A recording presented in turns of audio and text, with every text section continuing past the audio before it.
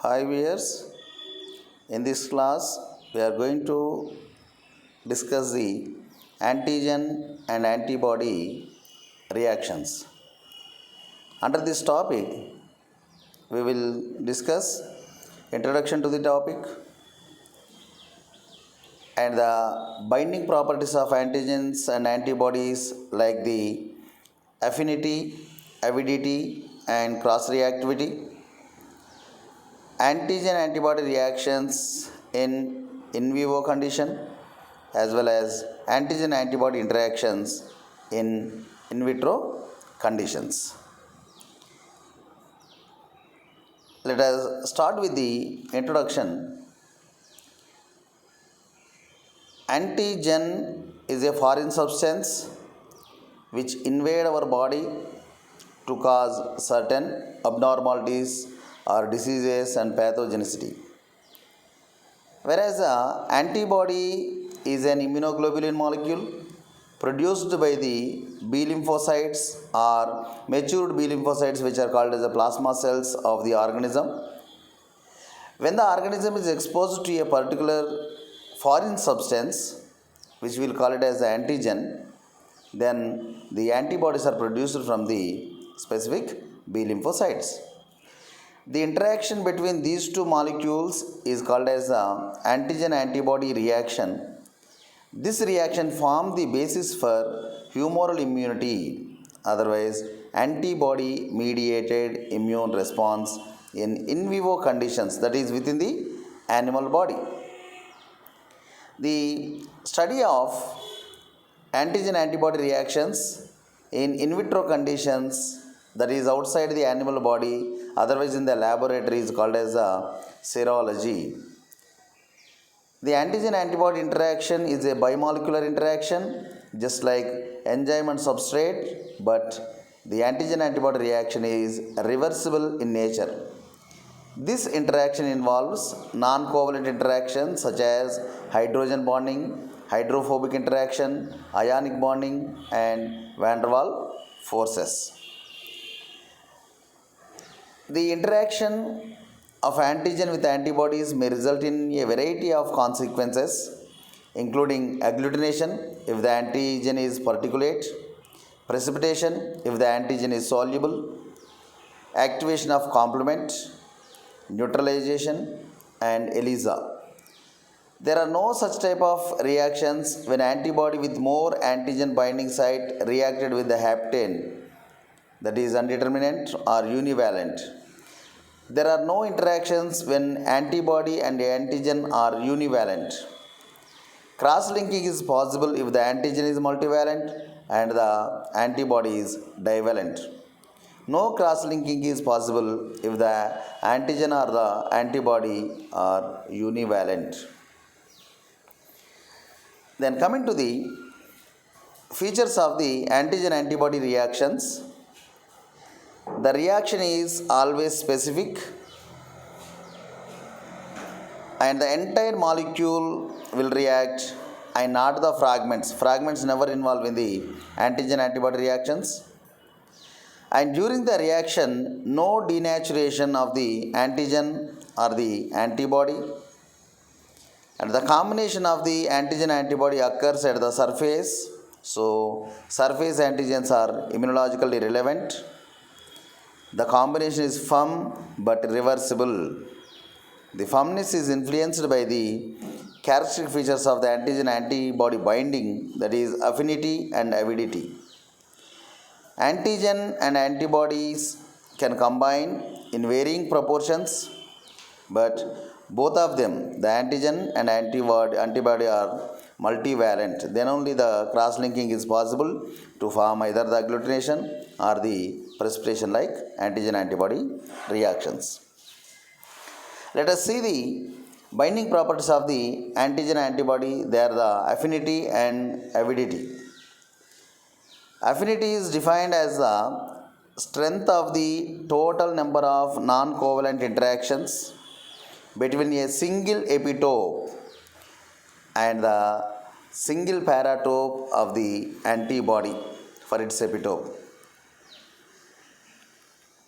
Then Here we will take into consideration the combined strength of all non-covalent interactions between a single antigen binding site of an antibody and a single epitope of the antigen is called as the affinity of the antibody. As we know, the antigen immunoglobulin G, IgG has the high affinity, that is, it can bind strongly and do not dissociate, where the IgM has low affinity. And coming to the avidity, the cumulative strength of the multiple interaction between a multivalent antigen and antibody is the avidity of the antibody. Let us see here. This is a antigen and this is an epitope of the antigen. If it is bound by an antibody, where you can find out the antibody like this. So here there is interaction between a single epitope and the paratope of the antibody. Then this is the affinity. And if you come to the avidity, here antigen is multivalent with different kinds of epitopes like this. Then it can bound by different kinds of antibodies. Then the total strength of the binding ability of all the paratopes of the antibody and the epitopes of the antigen, then the cumulative strength is known as the avidity. Here you can see where there is a high affinity. This is the solution of the antibodies and this is the blue color one is the antigen. So here antigen and antibody, both of them move towards each other. Whereas in the low affinity, all the antigen and antibodies move opposite to each other. They are going away from each other where there is a low affinity.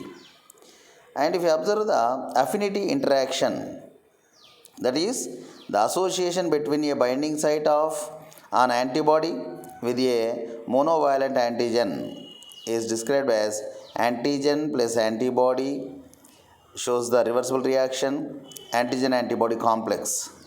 And Ka is the affinity constant.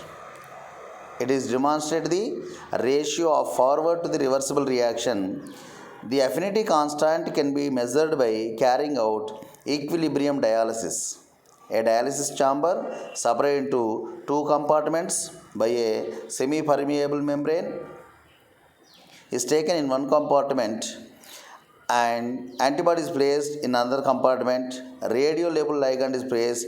Affinity constant Ka is measured then.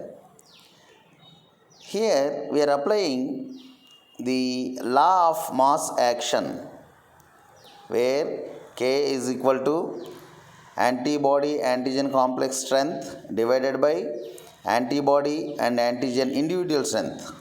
So here that will be shown like this. Antigen antibody complex is here and this is the individual antibody and this is the individual antigen.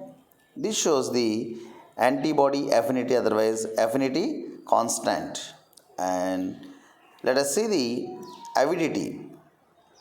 Avidity is the cumulative strength of the multiple interactions between a multivalent antibody and the antigen is called as avidity.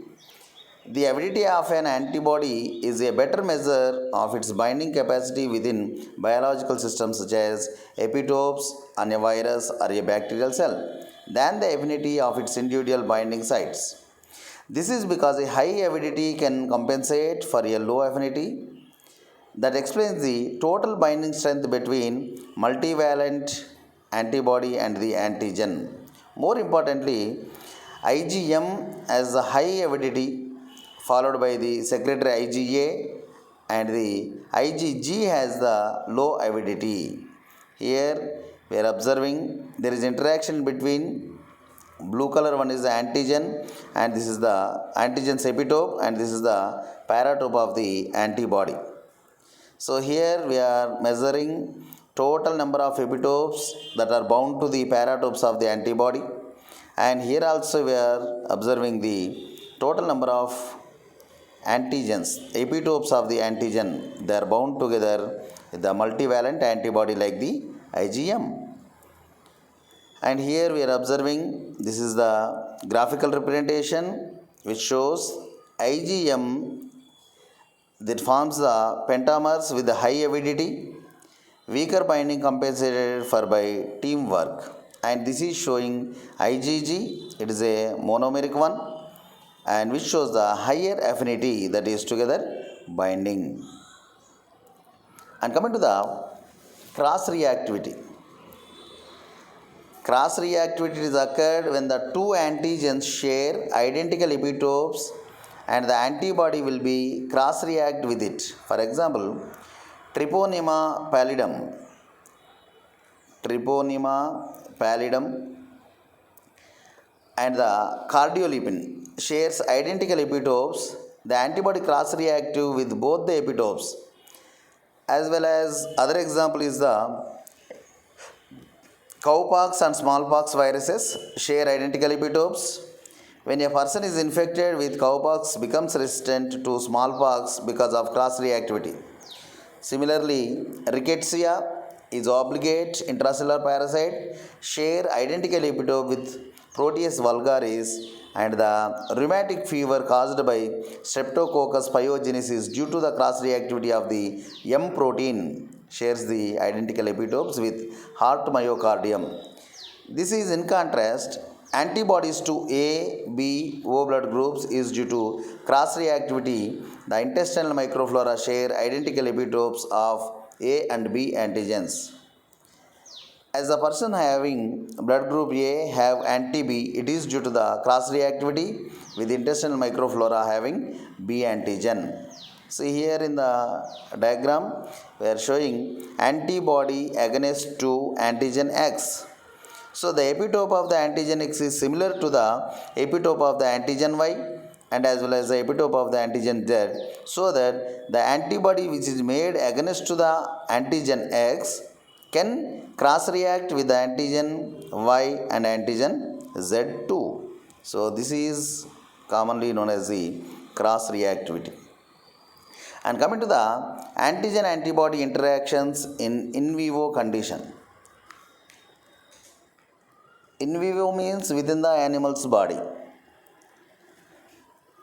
The interactions between the antigen and antibody are the central dogma of antibody mediated immunity. That is nothing but the humoral immunity inside the body of the host. As a result of these interactions, the antigen is altered. The alteration may result in the activation of the antigen, the death of the pathogenic microbes possessing the antigen, and enhancement in the susceptibility of the antigen. These are the three things which were happened due to the alteration of the antigen as and when there is a humoral immunity. So this will take place within the in vivo conditions. And if we take into consideration the human body, what are the antigen antibody interactions that results in inside the human body that leads to the neutralization reactions, immune complex formation, complement fixation, and the ADCC, antibody dependent cell mediated cytotoxicity. ADCC means antibody dependent cell mediated cytotoxicity. The other events based on the antigen antibody interactions are usually hypersensitivity, autoimmunity, and the immunodeficiencies. These are the other interactions. Then coming to the antigen antibody interactions in vitro conditions. As we know, antigen antibody interactions in vitro are referred to as serological reactions or serology. Antigen antibody interactions were first adapted to laboratory tests to diagnose this disease in the late 1800s.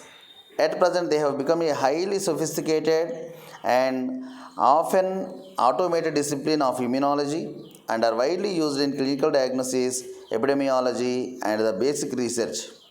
A variety of serological interactions and the reactions are used in laboratories. The most important and often used ones are the following reactions, namely agglutination, precipitation, neutralization, complement fixation, and the ELISA. So these are the main important interactions which we will discuss in the future classes. So thereby we have discussed the basic concepts and the features of the antigen antibody reactions. By this we will conclude this topic. Thank you one and all.